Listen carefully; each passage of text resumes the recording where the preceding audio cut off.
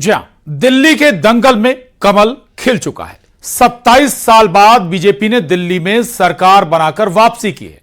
PM Modi की guarantee और राजनीति के चाणक्य कहे जाने वाले अमित शाह की प्लानिंग ने दिल्ली फतेह का वो फॉर्मूला तैयार किया जिसके आगे आम आदमी पार्टी हाफ और कांग्रेस साफ हो गई।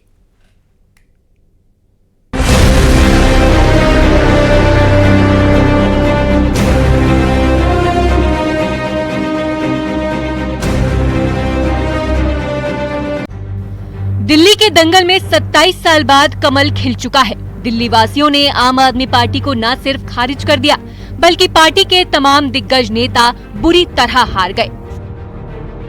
अरविंद केजरीवाल से लेकर मनीष सिसोदिया तक बीजेपी की लहर में अपनी सीट नहीं बचा पाए। एक बार फिर से 1993 वाली याद ताजा हो गई है।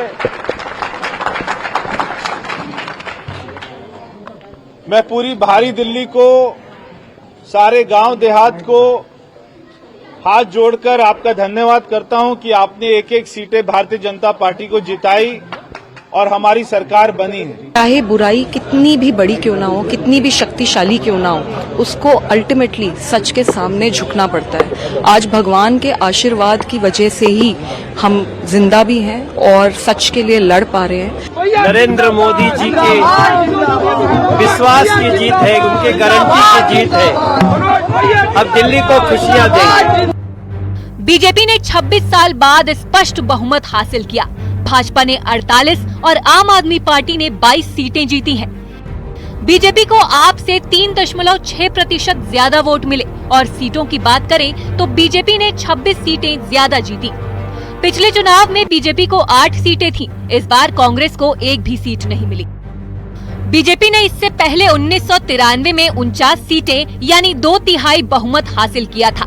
5 साल की सरकार में मदन लाल खुराना, साहिब सिंह वर्मा और सुषमा स्वराज सीएम बनाए गए थे। 1998 के बाद कांग्रेस ने 15 साल राज किया। इसके बाद 2013 से आम आदमी पार्टी की सरकार थी। इस बार बीजेपी की 71% स्ट्राइक रेट के साथ 40 सीटें बढ़ी। बीजेपी ने 68 सीटों पर चुनाव लड़ा और 48 सीटें जीती। वहीं आपको 40 सीटों का नुकसान हुआ। आपका स्ट्राइक रेट 31% रहा। पिछले चुनाव के मुकाबले बीजेपी के वोट शेयर में 9% से ज्यादा का इजाफा हुआ है। वहीं आपको करीब 10% वोट शेयर का नुकसान हुआ है। कांग्रेस को भले ही एक भी सीट नहीं मिली, लेकिन वोट शेयर 2% बढ़ा है। मैंने चुनाव प्रचार के दौरान संकल्प लिया है कि यमुना जी को हम दिल्ली शहर की पहचान बनाएंगे।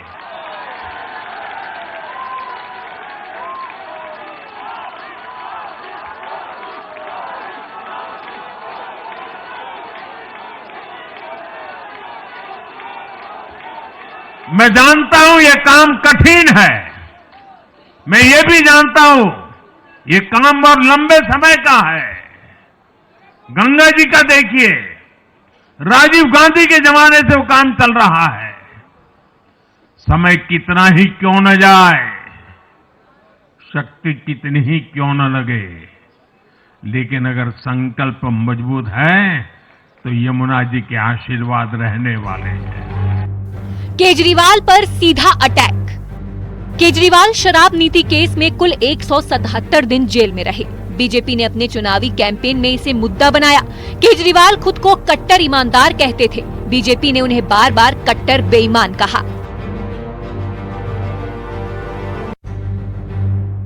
केजरीवाल के सरकारी बंगले के रेनोवेशन पर 45 करोड़ रुपए खर्च किए जाने को बीजेपी ने मुद्दा बनाया। चुनाव के पहले इसे शीश महल कहकर प्रचारित किया। मोदी वर्सेस केजरीवाल की सीधी लड़ाई। बीजेपी ने इस चुनाव को पीएम मोदी बनाम केजरीवाल बनाया। बीजेपी प्रधानमंत्री मोदी की नीतियों को लेकर सीधे वोटर्स से संवाद किया और पीएम मोदी के नाम पर वोट मांगे। इनकम टैक्स में बड़ी राहत। केंद्र ने वोटिंग से 3 दिन पहले 12 लाख तक इनकम टैक्स फ्री की थी, जिसका बड़ा असर दिखा। दिल्ली में 67% आबादी मिडिल क्लास है। पिछले चुनावों में मिडिल क्लास ने आपको एक तरफा वोट किया था। इस फैसले का असर पड़ा।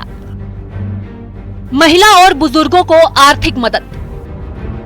पीएम मोदी ने हर रैली में कहा कि हम मौजूदा सरकार की किसी भी कल्याणकारी योजना को बंद नहीं करेंगे। वहीं महिलाओं और 60-70 साल के बुजुर्गों को हर महीने 2500 रुपए देने का ऐलान किया। 67% उम्मीदवार बदले। बीजेपी ने इस बार कुल 68 उम्मीदवार उतारे। इसमें पिछले चुनाव वाले 46 प्रत्याशी बदल दिए, यानी बीजेपी ने 67% कैंडिडेट बदले, जिसका असर नतीजों में साफ दिखाई दिया।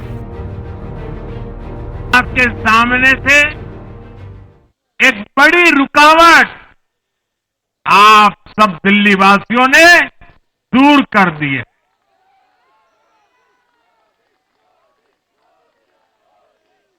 सोचिए कैसी राजनीति रही होगी, कैसी सोच होगी इन लोगों की। इन लोगों ने मेट्रो का काम आगे बढ़ाने से रोका। इन आपदा वालों ने झुग्गी वालों को घर देने से रोका।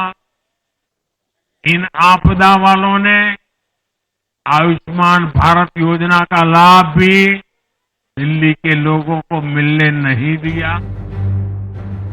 दिल्ली के दंगल में प्रधानमंत्री मोदी की नीतियों और गृह मंत्री अमित शाह की प्लानिंग ने मिलकर जो चक्रव्यूह आम आदमी पार्टी के लिए तैयार किया, उसमें वो पूरी तरह से फंस गए। पीएम मोदी और अमित शाह ने दिल्ली चुनाव को साख का सवाल माना और हर उस पहलू पर गौर किया जो पिछले 27 सालों से दिल्ली दरबार में कमल खिलने से रोक रहा था। इसी हिट जोड़ी की प्लानिंग का नतीजा है कि 2.5 दशक बाद दिल्ली में बीजेपी सरकार की एंट्री हुई है। Bureau report, news 18।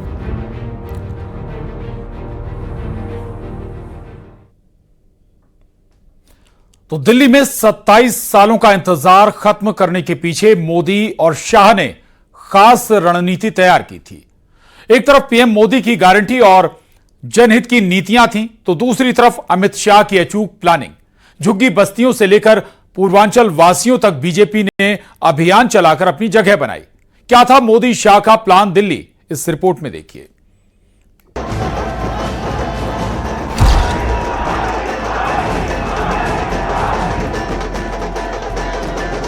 बड़े मियां छोटे मियां की जोड़ी ने पूरे दिल्ली को ठगने का काम किया है।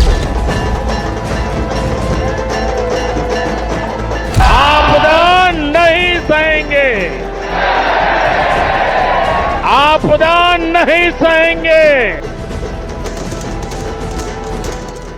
दिल्ली में बीजेपी का 27 साल का सूखा खत्म करने के पीछे एक बड़ी रणनीति थी, जिसके सूत्रधार थे भारतीय जनता पार्टी के चाणक्य कहे जाने वाले अमित शाह।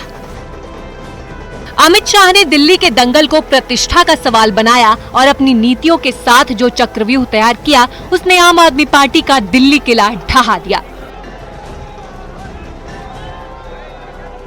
अमित शाह ने जो रणनीति तैयार की थी, 2020 में ही इसकी शुरुआत हो गई थी। हालांकि उस वक्त बीजेपी को वैसी कामयाबी नहीं मिली, लेकिन अमित शाह ये समझ चुके थे कि आम आदमी पार्टी को हटाने के लिए उस तबके का दिल जीतना जरूरी है, जिसके दम पर दिल्ली में आम आदमी पार्टी की सियासी जमीन कायम है। टारगेट किया गया झुग्गी बस्तियों को। 8 तारीख को केजरीवाल खुद चुनाव हार रहे हैं, खुद चुनाव हार रहे हैं। और आपके यहां मनीष सिसोदिया जी आए हैं। मनीष जी को पूछना, भैया ऐसा क्या करा कि पड़पड़गंज से आपको यहां पर आना पड़ा? पड़पड़गंज छोड़कर आए हैं। उन्होंने पड़पड़गंज वालों को बहुत झूठे वादे किए। अब उनको लगता है जंगपुरा में जाकर हम लोगों को झूठे वादे कर कर बहला देंगे। मनीष जी, आप दिल्ली में कहीं पर भी जाओ, सभी लोग आपको जानते हैं। 10 साल के शासन में उप मुख्यमंत्री के नाते आपने अगर एक काम किया तो ये किया, गुरुद्वारे, मंदिरे और स्कूल के पास शराब की दुकानें खोलने का काम किया। शराब की दुकानें। गृह मंत्री अमित शाह की पहल पर बीजेपी का झुग्गी प्रवास कार्यक्रम शुरू हुआ। बीजेपी के सिपहसालारों को झुग्गियों में वक्त गुजारने के लिए कहा गया, जहां लोगों से सीधा संवाद किया जाने लगा और इसी संवाद से निकला बीजेपी का हिट नारा, आपदा हटाओ। आपदा नहीं सहेंगे, आपदा नहीं सहेंगे। सरदार सिरसा के नाम पर बटन दबा दो, आपदा अपने आप चली जाएगी, चली जाएगी। ये आपदा पार्टी ये झूठ और भ्रष्टाचार की संपदा है और ये झूठ का इंसाइक्लोपीडिया है। जनवरी में बीजेपी का झुग्गी बस्ती सम्मेलन हुआ, जिसमें बीजेपी के पदाधिकारी झुग्गी बस्तियों के प्रधानों को लेकर आने में कामयाब रहे। प्रधानों ने सीधे गृह मंत्री अमित शाह से संवाद किया। इसने भरोसा जीतने और पक्का घर की स्कीम को मजबूती दी। अब दिल्ली के नतीजे भी बताते हैं कि शाह का ये संवाद काम कर गया। झुग्गियों के साथ अमित शाह की रणनीति का दूसरा बड़ा हिस्सा थे पूर्वांचली वोटर्स। छठ पूजा में पूजा सामग्री बांटकर और छठ घाटों की सफाई में मदद करके पूर्वांचलियों के दिलों में जगह बनाई। सांस्कृतिक कार्यक्रम करवाए। छठ पूजा पर सरकारी छुट्टी का फैसला किया। 10,000 बैठकों से पूर्वांचल समाज के साथ संवाद किया। 200 से ज्यादा लिट्टी चोखा संवाद। 70 की 70 सीटों पर मकर संक्रांति महोत्सव। 52 सीटों पर बारीकी से चुनाव प्रचार की रणनीति और फर्जी वोटर्स के मुद्दे पर केजरीवाल को घेरने की रणनीति। बीजेपी ने पूर्वांचलियों का दिल जीता। यही नहीं, पूर्वांचल मोर्चे को एक्टिवेट किया गया। 2 वर्षों में पूर्वांचल मोर्चे से बड़े नेताओं से जोड़ा गया। उनकी मांग के मुताबिक करीब 50 सीटों पर यूपी बिहार के एक विधायक की तैनाती की गई। नतीजा ये हुआ कि पूर्वांचल से जुड़े 6 प्रत्याशियों ने बाजी मारी। इनमें करावल नगर से कपिल मिश्रा, लक्ष्मी नगर से अभय वर्मा, मालवीय नगर से सतीश उपाध्याय, संगम विहार से चंदन चौधरी, विकासपुरी से पंकज सिंह और मेहरौली से गजेंद्र यादव शामिल हैं। कि दिल्ली में 3G की सरकार चल रही है। 3G का मतलब मालूम है आपको? मैं बताता हूं, ठहर जाओ। पहले जी से है घोटाले वाली सरकार, दूसरे जी से है घुसपैठियों को पनाह देने वाली सरकार और तीसरे जी से है घपले करने वाली सरकार। मुस्तफाबाद वालों, मैं आज कहकर जाता हूं, मेरी बात आप गांठ मार लेना। 8 तारीख को सरकार बदलने वाली है। सारे बांग्लादेशी और रोहिंग्या को हम चुन चुन कर दिल्ली के बाहर निकालने का काम भारतीय जनता पार्टी करेगी। दिल्ली में करीब 18 सीटों पर अमित शाह ने प्रचार किया, जिनमें 16 बीजेपी के खाते में आई हैं। कस्तूरबा नगर, रोहिणी, वजीरपुर, शालीमार बाग, नई दिल्ली, द्वारका, नरेला, त्रिनगर, राजौरी गार्डन, करावल नगर, मुस्तफाबाद, रोहतास नगर, जंगपुरा, बिजवासन, नजफगढ़ वो विधानसभा सीटें हैं जहां शाह का जाना जीत की गारंटी बन गया। साफ है कि अमित शाह की रणनीति पर कैडर की कदमताल ने वो कर दिखाया जिसके इंतजार में 27 बरस गुजर गए। अब चुनौती चुनावी वादों का फायदा जनता तक पहुंचाने की होगी।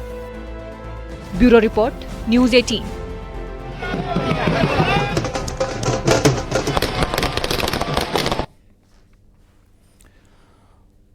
मिल्कीपुर उपचुनाव में ही नहीं बल्कि दिल्ली विधानसभा चुनाव में सीएम योगी आदित्यनाथ ने जी तोड़ मेहनत की और इसका नतीजा सबके सामने।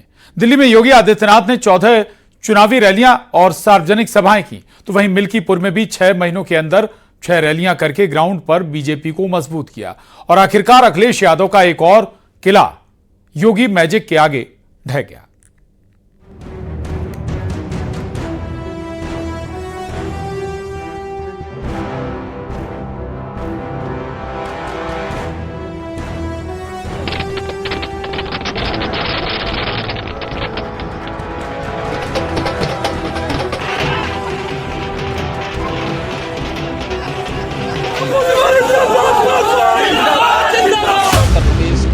कामाख्या जनपद की मिल्कीपुर विधानसभा उपचुनाव का परिणाम झूठ एवं लूट की राजनीति पर पूर्ण विराम का स्पष्ट संकेत कर रही है।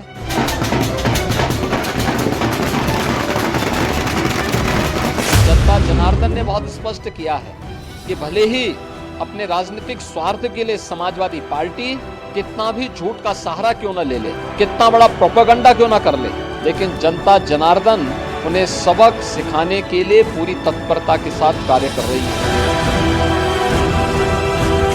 नतीजों में दिल्ली से लेकर यूपी के मिल्कीपुर तक कमल खिल गया।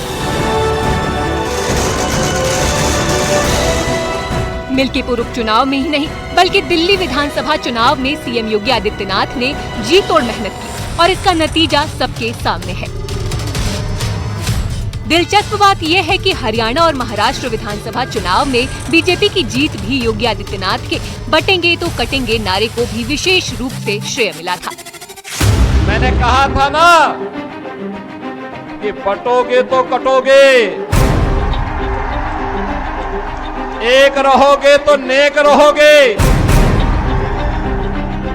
कोई माई का लाल आपका बाल बांका नहीं कर पाएगा। योगी आदित्यनाथ वैसे तो पूरे देश में अपने हिंदुत्व की राजनीति वाली लाइन पर बीजेपी के लिए चुनाव प्रचार करते रहे हैं, लेकिन दिल्ली में रहने वाले पूर्वांचल के वोटर के बीच बीजेपी ने उनका इस्तेमाल किया और उसका पूरा फायदा मिला। दिल्ली में योगी आदित्यनाथ ने 14 चुनावी रैलियां और सार्वजनिक सभाएं की। सीएम योगी ने किराड़ी, जनकपुरी, मंगोलपुरी, विकासपुरी और राजेंद्र नगर में जनसभा की और यहाँ योगी का जादू चला और बीजेपी प्रत्याशियों की जीत हुई। दिल्ली विधानसभा चुनाव का परिणाम झूठ एवं लूट की राजनीति पर पूर्ण विराम का स्पष्ट संकेत कर रही है। आदरणीय प्रधानमंत्री श्री नरेंद्र मोदी जी के नेतृत्व में सेवा, सुरक्षा, सुशासन और लोक कल्याणकारी जो कार्य पिछले 11 वर्षों से निरंतर चल रहे हैं, उनकी विजय है। लगभग 2.5 दशक से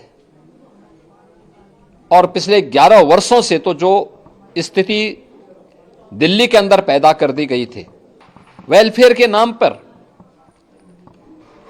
वास्तविक जो लोक कल्याणकारी योजनाएं थी, उनसे जनता को वंचित रख करके जिस प्रकार की लूट और झूठ की राजनीति को प्रश्रय दिया, उसका पर्दाफाश हुआ। उधर सीएम योगी और अखिलेश यादव दोनों के लिए ही मिल्कीपुर सीट साख का सवाल थी। मिल्कीपुर सीट बीजेपी के हिस्से आ चुकी है और यहाँ अवधेश प्रसाद का लंबा अनुभव भी अखिलेश यादव के काम नहीं आ सका। 2024 में अवधेश प्रसाद की अयोध्या में जीत पर विपक्ष ने जश्न मनाया था। अवधेश प्रसाद के सांसद बनने से खाली हुई मिल्कीपुर सीट पर भी विपक्ष को पूरी तरह से जीत की उम्मीद थी, लेकिन नतीजे साफ कहते हैं कि वोटर्स ने ऐसा खेल पलटा कि अवधेश प्रसाद का अनुभव और अखिलेश यादव की रणनीति दोनों ही फेल साबित हुए।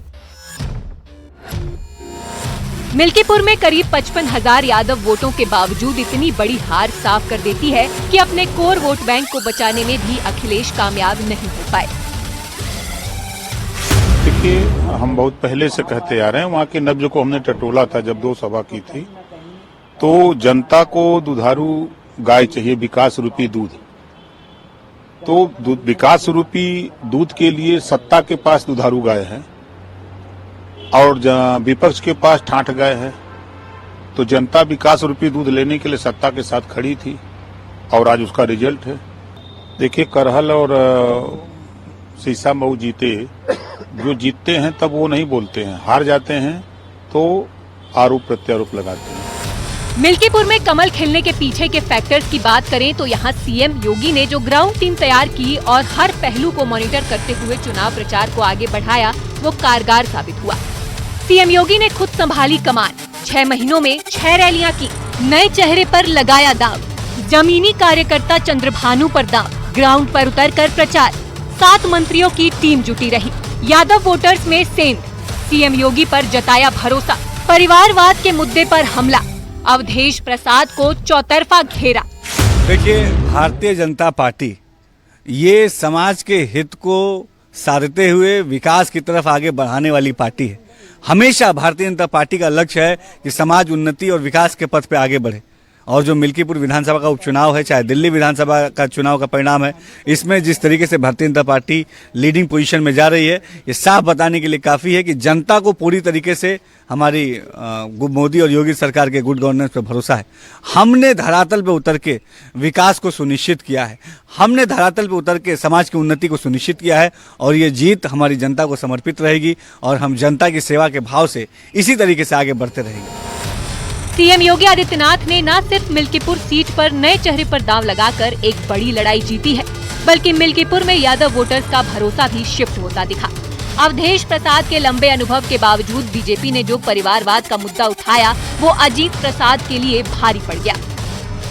मिल्कीपुर उपचुनाव में यादव वोटर्स ने भी समाजवादी पार्टी को झटका दिया। वहीं मुख्यमंत्री योगी आदित्यनाथ की फुल प्रूफ रणनीति भी काम कर गई। जहां पिछले उपचुनाव की अगर बात की जाए तो लगातार विपक्षी पार्टियां चुनाव हार रही थी, वह सिलसिला मिल्कीपुर उपचुनाव में भी जारी रहा और विपक्ष की मिल्कीपुर उपचुनाव में करारी शिकस्त हुई। समाजवादी पार्टी मिल्कीपुर उपचुनाव बड़े अंतर से हार गई। कैमरामैन गोपीगिरी के साथ संकेत मिश्रा, न्यूज 18 अयोध्या। और स्पेशल रिपोर्ट में बस इतना ही। आप बने रहिए न्यूज 18 मध्य प्रदेश छत्तीसगढ़ के साथ।